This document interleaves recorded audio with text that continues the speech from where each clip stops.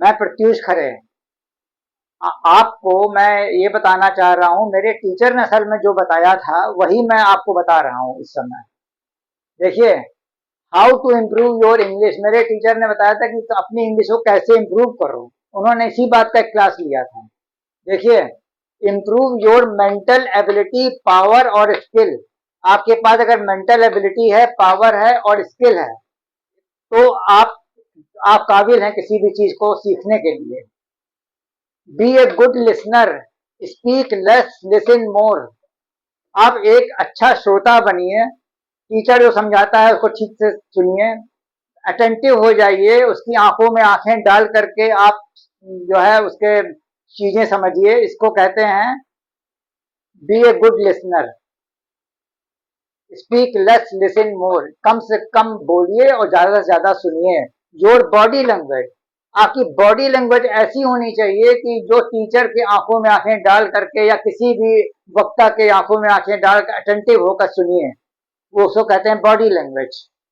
Learning, writing and reading habit, अपनी habit को आप लर्निंग, राइटिंग एंड रीडिंग करिए। हर चीज को सीखने की कोशिश करिए, राइटिंग करिए और रीडिंग करिए। इंग्लिश न्यूज़पेपर को पढ़िए, सारे इंग्लिश के न्यूज़पेपर जो अच्छे वाले हैं उनको पढ़िए। शॉर्ट स्टोरीज पढ़िए, इससे आपको बहुत सारी चीजें मिलेंगी इंग्लिश में। इससे आपका स्ट्रक्चर ऑफ सेंटेंसेस सही होंगे, लैंग्वेज इम्प्रूव करेगी, इम्प्रूवमेंट ऑफ लैंग्वेज। और right in your own words, अपनी भाषा में लिखने की कोशिश करिए।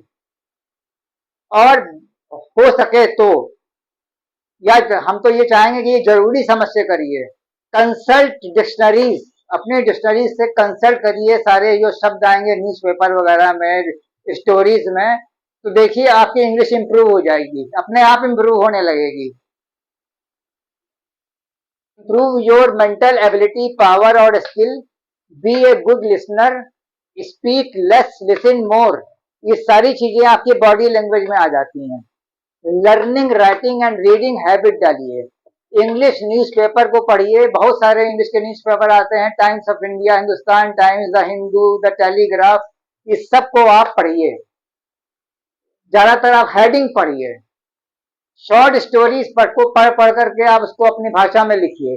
इससे आपको स्ट्रक्चर ऑफ सेंटेंसेस पता लगेंगे, लैंग्वेज इंप्रूवमेंट हो जाएगा। और अपनी भाषा में आप खुद लिखिए, right in your own language, और डिक्शनरी को कंसल्ट करिए। ये फंडा होते हैं इंग्लिश को ठीक करने के लिए, जो मेरे टीचर ने हम सबको बताए थे, और मैंने तो उसको उनको फॉलो भी कर लिया। Thank you.